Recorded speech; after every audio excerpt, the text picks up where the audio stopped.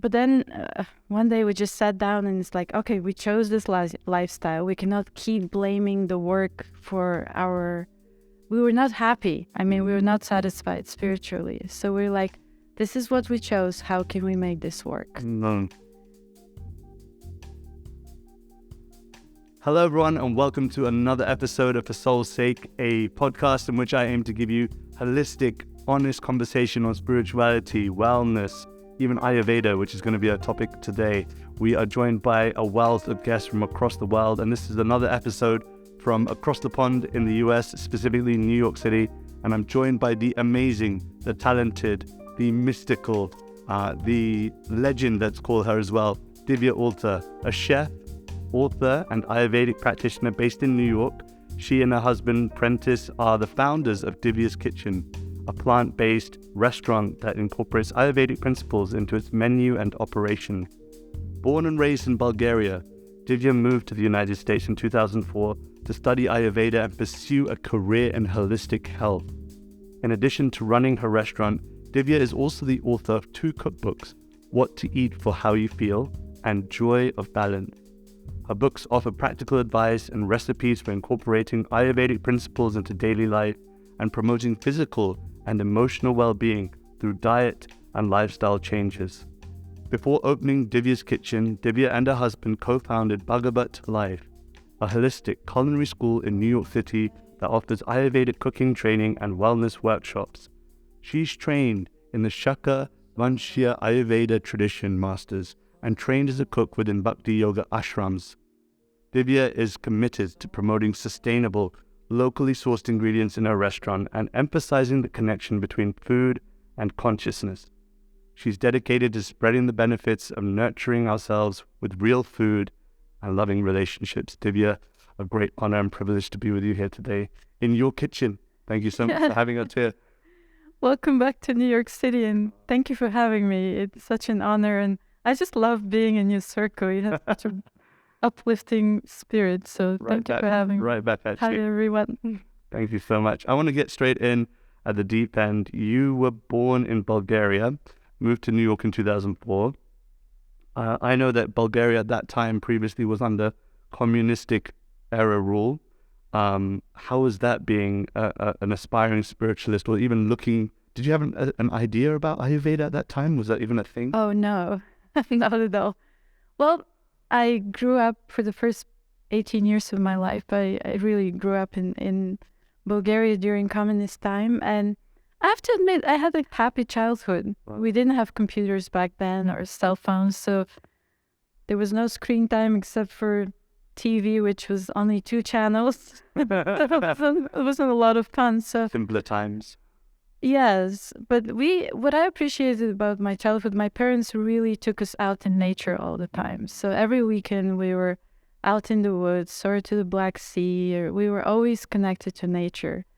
And it helped me to appreciate nature, to feel very comfortable in the natural surroundings, and to also feel like I am part of nature, and I look for that harmony, which later on, when I started studying Ayurveda, I realized that Ayurveda is all about helping us live in harmony with nature. So yeah, I'm very grateful for my childhood, even though it was challenging in many ways. Really? I mean, I want to get into that. I mean, but before I do get into the childhood, you've got a really kind of nice presence, isn't it? It's really, really peaceful, really kind of, harmonized. And I guess that has a lot to do with the food that you eat. And I want to get into that also. But you mentioned that, your childhood, did you want to share anything about that being more than just also just peaceful and nature bound? Yeah, well, in terms of food, and I'm realizing this now, I'm here in New York City when we can get food from all over the world. But growing up, we had very limited variety of food. So there was one kind of sunflower oil, one brand of butter, one brand of maybe two brands of bread. So it wasn't like we didn't have a lot of variety. And in that sense, I always felt limited. We didn't have a lot of restaurants. Okay, we had Russian restaurants, we had Hungarian restaurants, like other communist country restaurants, but I had no idea about Indian food. I I didn't know about turmeric until I went to the ashram for the first time, and I was like, how is the food yellow? So in the sense, our food was very limited, but then in another sense, we didn't have a lot of junk food. And I grew up in a culture where it was completely common to cook fresh meals at home. Maybe they were not the healthiest meals. They're definitely not what I'm eating today. But at least we had this culture of preparing fresh meals at home and making this part of the family culture and family experience. So I'm grateful for that. Yeah, it's something that I'm exploring right now, especially in this year of my life, where I was and have had a really interesting relationship with food. And generally speaking, and honestly and candidly speaking, not a very good one. I struggle with overeating, and I think that maybe there's something to do with an emotional imbalance, maybe to do with food, but also just easy to eat straight out the packet, and I think the culture now is to dive straight into something that is ready within 3 minutes. And so what were your discoveries around? Because I know that that's what you write about in your first book, What to Eat for How You Feel. So, I mean, do you mind sharing something about that? Yeah, well, I struggle with junk food too. It's like, I think... Revelation, people. Divya Alter struggles with junk food. You heard it here first. I struggled. I had to change because I got so sick. Oh, really? So, but yes, I mean, for many years, I really didn't think about what I'm eating. Eating was more like, I'm hungry, I have to fill my belly, I need energy. Whether it's reheating something from yesterday or it's the deep fried pastry that really not good for me, but I enjoy, and that's the only thing I have to eat, or it's the chips or the crisps or the biscuits, whatever you call it. so I, for many years, I was very, I would say, unconscious about food and how food affects me physically, mentally, emotionally, how it affects my consciousness. And I have to admit, even when I joined the ashram when I was 18 years old, and food was part of the spiritual culture, I still didn't, I was more selective about what I was eating, but I still didn't think about how food is affecting me so much. So it was just a different perspective. So for many years, even just growing up, I had this sense of not enoughness. So we had a limited amount. I was never hungry, never starving, but it just being limited of how much variety I had with food. So I would overeat because I deeply felt inside that I'm not enough or I don't have enough. And that was something that even today I'm still dealing with this, even though I've worked on this for many years. That sense of not enoughness can be a very deep personal trauma that I think many people experience today. And you can experience malnourishment from not eating enough. You can experience malnourishment for overeating. Because, yeah, I mean, overeating. Yes, when you eat too much. So you can experience malnourishment from eating junk food, for example, Right. because it may fill your belly temporarily, but it's not nourishing. It's not nutrient-rich food. You can experience malnourishment from overeating because you're not able to digest the food fully. It doesn't get absorbed. And Even if it's really good food. yes, even if it's really good food, if you eat too much of it, it can lead to less absorption because it shuts down your digestive system gradually, not just one meal. How do you know when you're eating too much? Like, what's the cutoff point? Well, your body is telling you. So when you eat too much, so where do you feel it? Do you feel it like you're satisfied in your stomach, or is it like up to here and it's starting to come out? Oh, yeah. So overeating doesn't, and not just in one meal. So we can overeat, and I noticed this with people, even some people in my family. They just pop things in their mouth all day long, and our body is not designed. Digestive system is not designed for that. So, yes, maybe 3 meals a day. If you get hungry, eat a snack. But if you popping things in your mouth, even unconsciously, you're watching something or you're talking to people or driving your car and you're popping things in your mouth. It's almost unconscious, right? But the digestive system has to deal with it. So what happens is you develop this habit of eating too much or not giving your digestive system a break. And this becomes one of the main reasons for disease or not feeling well. One of the most amazing things I found recently is up until now, for the last 30 years, I can't call my childhood years, but as far as I can remember, I always used to associate eating with a screen, like watching children's programs. As I got older, watching teenage programs. As I got older, watching the news. Whatever it is, I'm just so associated. And I think that speaks for many of us, that we're so associated with our food and entertainment at the same time, or even eating with other people. Like I find it's really difficult for me to taste food when I'm in good conversation. Mm-hmm. I'm just eating because that's a social norm. Yeah. But I'm not really tasting what's placed in front of me unless I'm sitting in silence and I'm in a place where it's not so distracting. Am I crazy, or is this completely normal? Is this what I'm... No, it's completely, I think it's very common. I mean, I do it. But because we don't see, I think the main reason is we don't look at food as source of nourishment, like deep nourishment, right? So when you're sitting in a conversation and eating, your priority becomes the conversation, and food is just something in between. So very often we don't look at food as source of nourishment. We look at it as something in between. So you're watching something, so I'm hungry, let me save time and do things at the same time. So what happens is that our mind doesn't get nourished, right? Our body feels like, okay, I'm eating, belly's full, but our mind doesn't experience the same connection and relationship with food. So then you keep craving more and more food because mentally you're not satisfied. Your mind didn't eat. Well, it wasn't mindful eating. So Ayurveda speaks about, there is a Sanskrit word called ahara. Ahara. So ahara doesn't mean just food. It means what we take in. And if you just pause for a moment and just think about what do I take in every day? What am I taking in? Is it nourishing or is it poisonous? Or not nourishing? Is it junk or is it real food, real nourishment? Through all of our senses. So through the mouth, we eat food, we drink something. With our eyes, what do we take in? With our ears, what do we take in?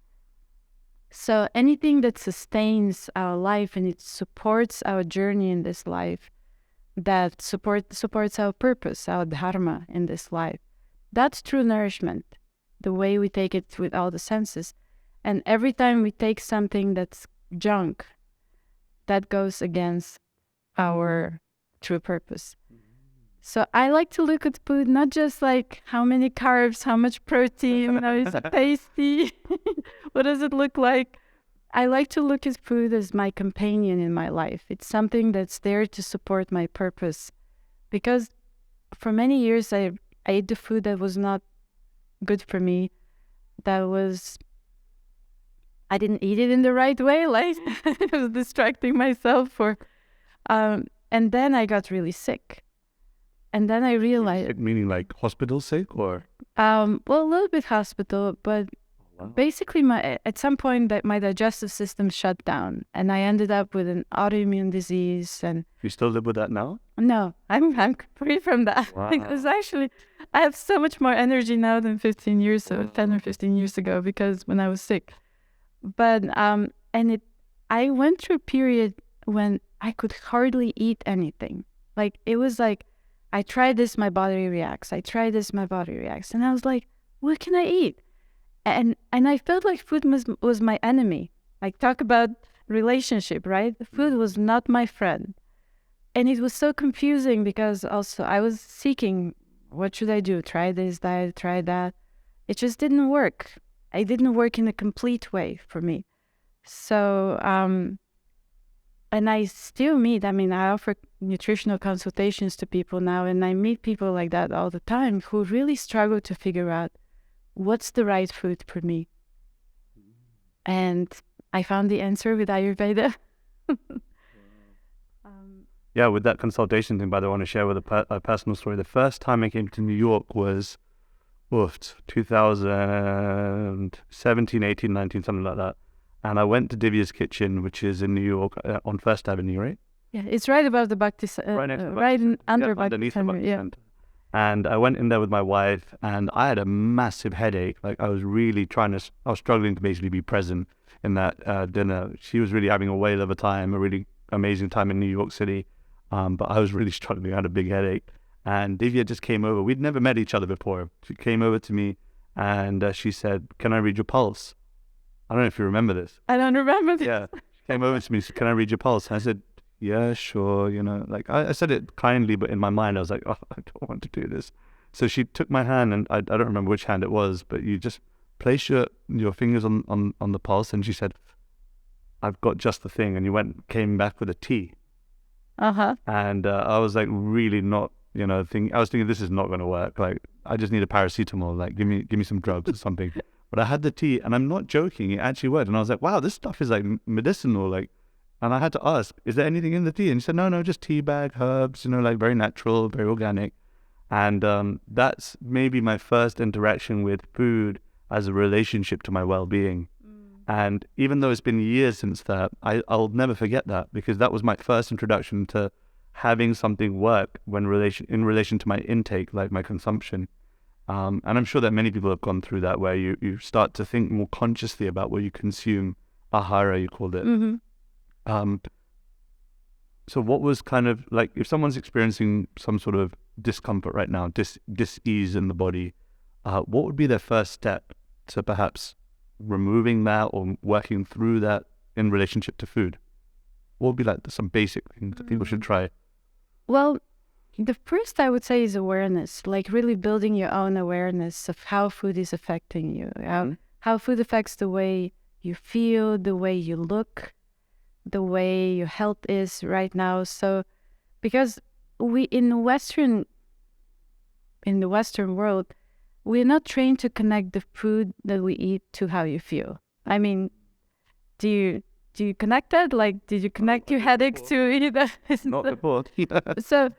So, like, what I do is, if I'm not feeling well, or my husband comes, is like, nothing, and I'm like, what did you eat? That's always my first question. Wow. Even my friends, whenever they come, and it's like, I feel like this and this and this, and I'm like, what did you eat today and yesterday? So I start, yeah, totally. So I start backing it up that way, and it's like, and they're like, oh, I did this, and sometimes they eat the right food, but I'm like, well, were you stressed out when you were eating it? And they're like, oh yeah, I was totally stressed out. I was standing, I was talking, I was really in anxiety, and I'm like, yeah, this could have an effect on you even today. Even having a meal sitting down peacefully is a start. That's a great start. Yeah. So if you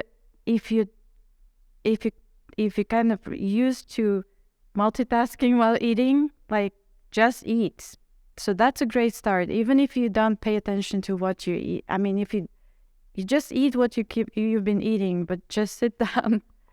Yeah, look at your food. I like to smell my food before I eat. So I look at it, and then I smell it.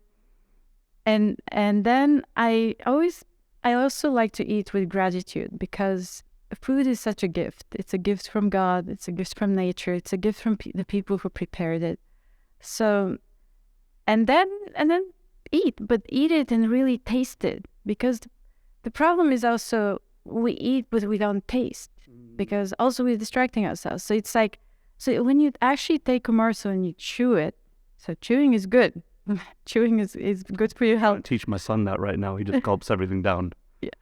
Well, how old is he? 2 years old. Oh, yeah. He'll get he has to get his teeth out. But so chewing and really like presencing yourself to food. So just like in a relationship, right? When you're with a person and you want to listen to them, you presence yourself to them, right? So presence yourself to the food as well, and see how food, what is it telling you? Oh, wow, this is really spicy. It is really pungent. How does it feel? All of a sudden your eyes start to water, you produces more, like it energizes you, it charges you, or this is really sweet, right? So notice how the different tastes of food is affecting your mood. And then chewing and eating and having this positive experience with food can really change a lot about how you digest your meals and how this later on affects you. Because if you don't digest it, it creates blockages in your body. You start gaining weight. You start having skin issues. All of this is connected to indigestion or the wrong food. Does it upset you to see the world around us right now, which is filled with kind of fast food, even vegan eateries? Like vegan used to be clean. Now vegan is burgers. Like if you say to like one of my friends in London, I'm thinking of them right now, they know who they are. If they just message me saying, hey, do you want to check out a new vegan place? It's usually mock meat. It's usually processed foods. So does that hurt you? Do you feel like it's going at least in the right direction? Or do you feel like, no, this is even worse than before? Well, I would admit, it used to hurt me. It really upset me before.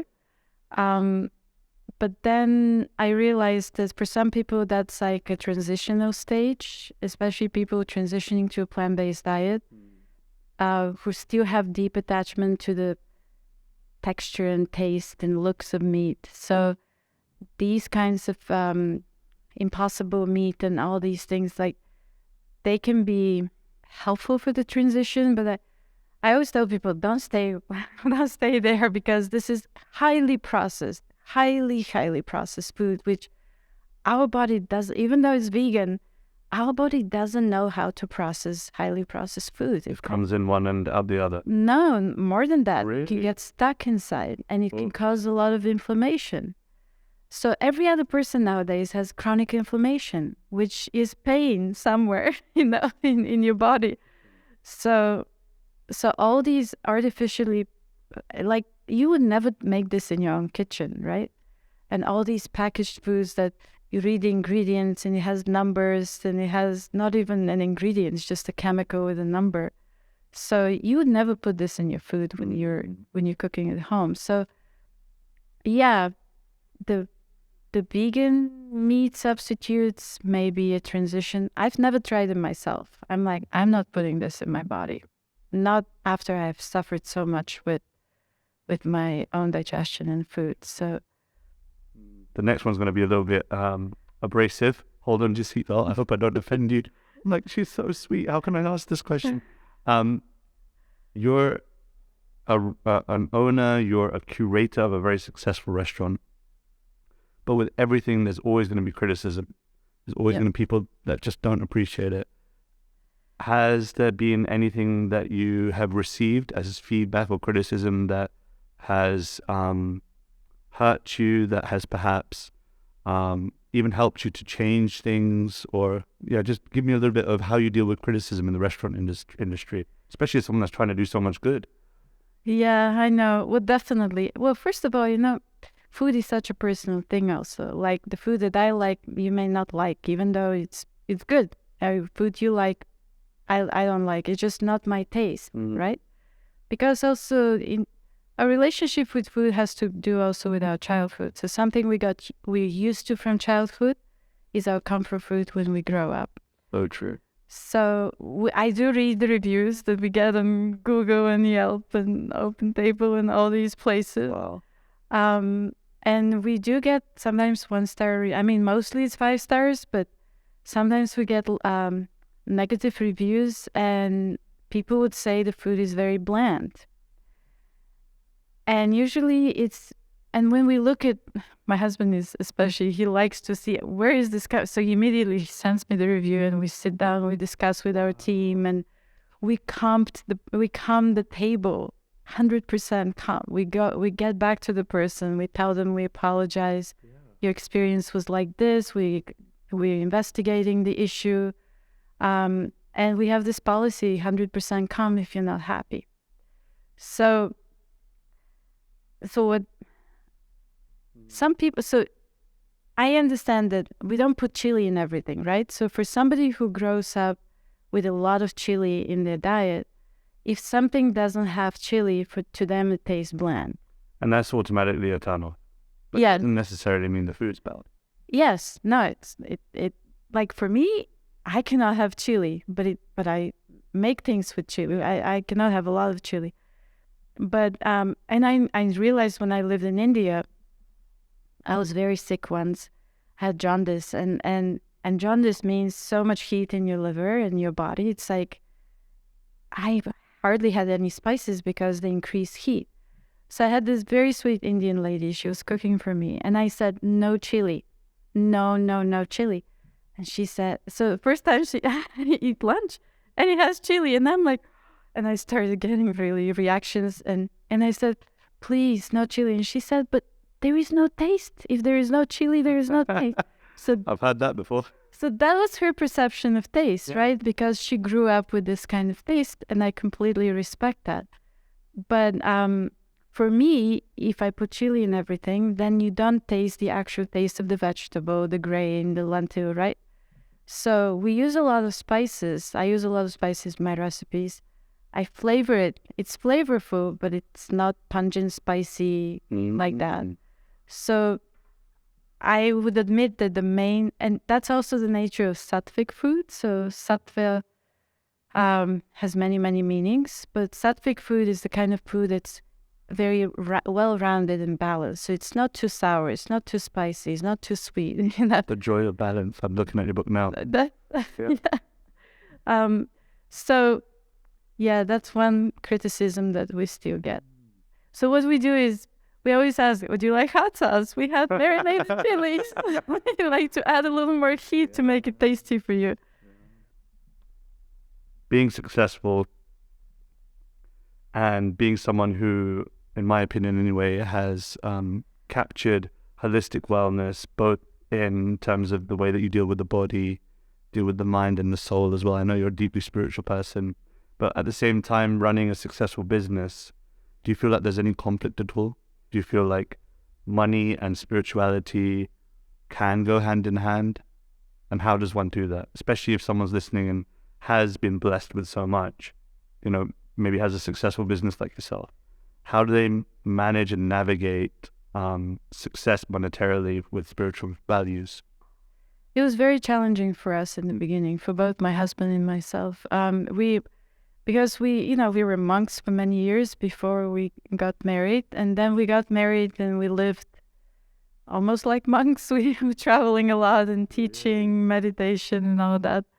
So when we settled here in New York and we started a business, it was very difficult for me, especially in terms of, because we were used to having like full-time spiritual practice, like chanting for 2 hours every day, reading for at least an hour every day, and doing all kinds of other spiritual things that are you do in the ashram as a monk. So all of a sudden it's like, yeah, overwhelming. We have to raise funds. We don't know how to do that. We have to think about spreadsheets and business plans and having staff and hiring people and firing people and dealing with conflicts and things break down, and it was really intense for me. And for the first few years of having a restaurant, I was in the kitchen for 10 to 12 hours a day, and it was so intense. So I was doing the very minimum that I promised to do in my spiritual practice, but it was difficult to even participate in community programs and all that because I was just either too busy or too tired. So, but then one day we just sat down and it's like, okay, we chose this lifestyle. We cannot keep blaming the work we were not happy. We were not satisfied spiritually. So we're like, this is what we chose. How can we make this work?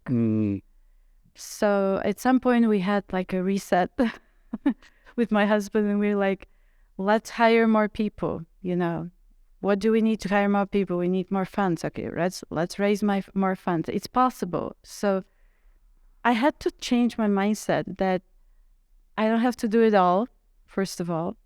When you have your business, you don't have to do it all, for sure. And then find the right people, train them, and trust them that they can do the work. So gradually, at least I transitioned more into education and teaching and being less at the restaurant. So you will not see me so much there today, but you will see me a lot on the screen and teaching. But yeah, it's still a challenge. But, as I get older also, I just realized that I have to take care of myself if I want to serve others. So really take care of myself if I want to serve others. I think that balance is so much necessary to know that, like the analogy is given like this, that if a plane is flying through the sky, did you know that it's not always flying on the flight route? There's a route that goes on, when you're looking on the screen in a flight, it's not always on that line. It's sometimes slightly to the left and sometimes to the right. Mm-hmm. And I think that sometimes we're so hard on ourselves when it is a little bit this way or that way. And I think it's because, here's a strong statement maybe, I don't believe in balance. I think balance is always, like, we're aiming for it, but what does it really mean? Like, we're always, we're either balanced in our nutrition, but we're not balanced in our spiritual practice. Or we're balanced in our spiritual practice, but we're cold-hearted. There's always this nuance of trying to find the line, basically. Mm-hmm. And I think that it's so powerful to just recognize that, today I am a little bit more focused on my business, but with the vision, has to be there with the vision that one day I do want to be a little bit more aligned this way. And what are the micro steps that I can take to realign a little bit that way? And I think that's something that I just really value about you, that I think that you're, for me, like the epitome of balance. Like that's what when I think of Divya, I think of balance, I think like even when I came in here, like just the whole atmosphere is super balanced. Like I feel like I'm aligning myself to just be a lot more peaceful and with myself. And how does one be more balanced? I want to know the joy of balance. Teach me something. Well, I'm not always so balanced, but I disagree with you. I believe in balance, but I think we need to depends on what your definition of balance is. So for me, balance means staying on course. So knowing where you're going, what your destination. I love the airplane example. So knowing your destination, right? So you're just staying on course. Right. And you know that this is, so in Ayurveda we call this prakriti. This is your constitution. So you know who you are, physically, mentally, emotionally. If you don't know, Ayurveda will help you discover that. Beautiful. Spiritual life will help you discover that. Spiritual community or a close partner will help you discover that. But knowing who you are, knowing what your purpose is, and staying on course, aligning these two and staying on course. So then sometimes it's true. Sometimes our family becomes a priority. You have small kids, right? And you take care of them. They're a priority. You stay up late. Yeah. You may not eat on time. That's a priority. But then you know that I need to go back on course. So that's a really nice analogy. I like that. So sometimes career takes over. And then you know that, okay, I'm going to push myself a little bit. But then that's not my goal. I know where I'm going, and I'll come back to me. I'll come back to, I'm still staying on course. I may go a little bit on the side. So, but one thing, Radhika, is I learned this the hard way, is we all tend to push ourselves, especially in our youth age. We want to accomplish things, want to prove ourselves. That's okay. This is the useful energy we have to use. But when you push yourself, you have to schedule time. And I say schedule because if you don't schedule, it's not going to happen. You have to schedule time for recovery, time for yourself, for self-care, to build the energy back, right? Because if you just keep pushing yourselves, I've done this in the ashram for the sake of spiritual service and service to others, completely selfless, not for material gain. And I broke down. my health, and then my poor health became the main obstacle in my spiritual life. I've done this in my business, push, and then end up with a chronic disease that took me years to overcome. So then when your body breaks down, you can't do anything, right? So always schedule time to take care of yourself, to build what you spend. It's like your credit card. You have to. I love that. I love that. I think this has been a valuable conversation for me because as you were saying that, I felt like you spoke to me. Like that's where I'm at right now. I'm in a period of my life where I'm really giving a lot. And of course it's very nourishing. Of course it's very fulfilling. I'm very much, in my opinion, I feel like I'm situated in my dharma. I'm very happy. But at the same time, I know that I need to be really conscious of getting some time out and making sure that I am just more self-aware. And I love that you gave that definition of balance of staying on course. So that's something I'm going to walk away with here. Can we do some quick fire? Okay. I love quick fire round. One word, one answer. What's something that you are really curious about right now in your life? Right now. I mean, I'm curious about many things on many levels. Well, I mean, in terms of cooking, I'm very curious about using ancient materials for cooking. So I'm experimenting with cooking in bronze pots and there's one behind us. Tin pots, clay pots. So I'm very curious about preparing food and how it affects on physical and a more subtle level. I've got a personal question. Brass, something that my mum started doing is drinking from a brass cup. Like it's like it's a flask, but it's made out of brass.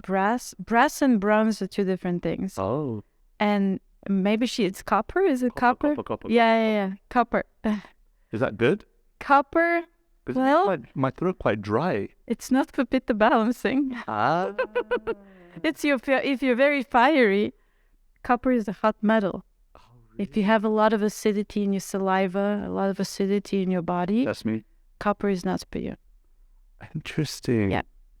So I should avoid that. No, you need silver. So find a nice silver cup. Maybe not a bottle. I drinking from silver, but keep your water in a silver cup and overnight and drink that.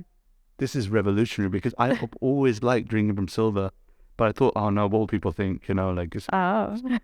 But I've always liked the taste of it. Everyone else is like, what? Why? And now it just makes sense. Yeah, so see, it balances the acidity. So depending on what food or drink or water touches, what vessel it is, it has a physical as well as mental emotional reaction. So that's my curiosity right now. I'm curious now. Let's talk about it more. What's something you're personally working through in your life at the moment? I'm working through my deep trauma, and this comes from nourishment, but it relates to money. So I'm working through my relationship with money in the sense of nourishment. So learning how to receive it without feeling that I have to give back. Although I always want to give it back, but not with that intention. So receive it graciously, and also connect money to something more than just beyond money, as a source of opulence that's available to all of us. So that's what I'm working on. What's your favorite tool in the kitchen? My favorite tool? Something that if I could tell you of all the things behind us, you could only pick one. What would you not live without? Well, my knife. Oh.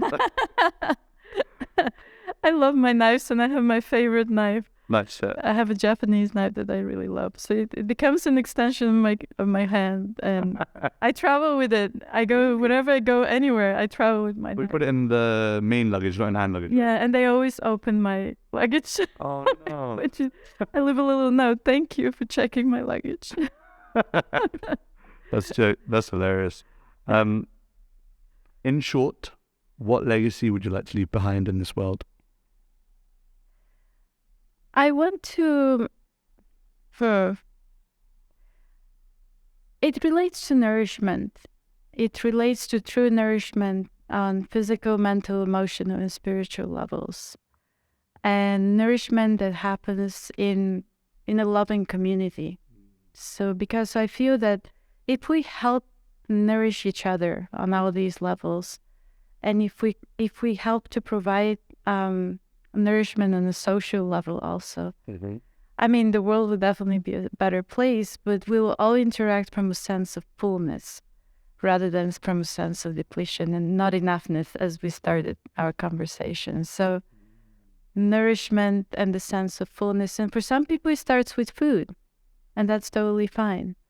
For some people, it starts with the community and relationship or a partner, right? For some people, it starts in the spiritual sense, but they all work for our. We have to integrate all of these types of nourishment to feel a complete being. And when we look back in our life, we feel like, oh, I had a meaningful life. I had a good life. And I'm leaving something behind. That could be the next title of your next book, Nourish.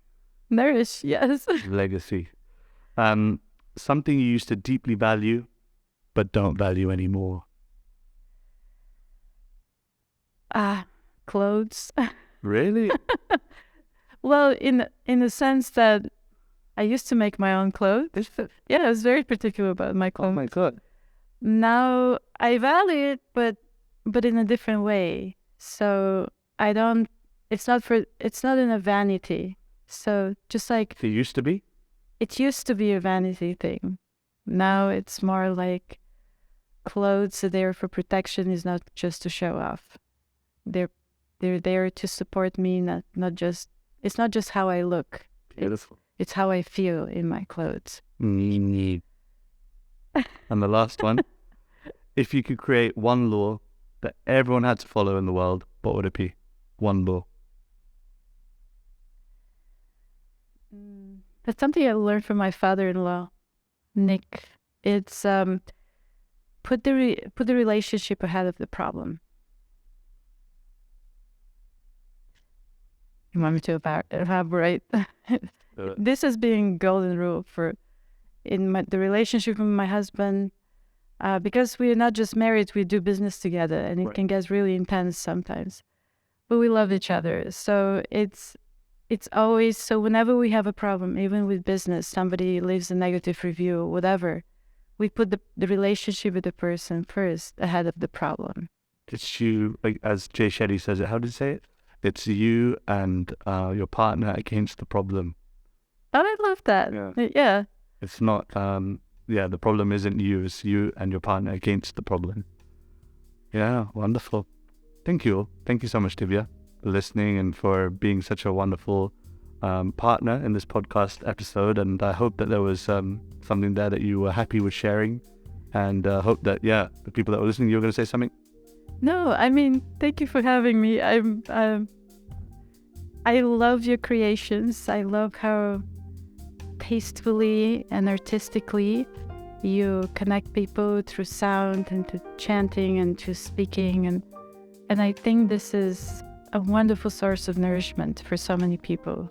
So my cup is full right now. Thank you. Thank you. You've taught me so much in this podcast. If there has been something that's been really poignant for you, maybe share it with a friend. Maybe note it down right now. Maybe re-listen to this podcast. Feel permission to listen to this podcast again.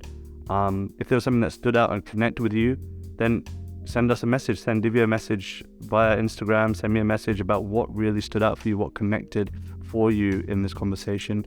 Tag this conversation on Instagram, spread it further, give other people the opportunity who are maybe looking for balance, who are looking for maybe some of Divya's courses, some of her content, make it widely available. It's really important that we do that as a community together. And hopefully see you guys at the next episode of For Soul's Sake. Thank you so much for being with us. Namaste and Haribol. For soul's sake. For soul's sake.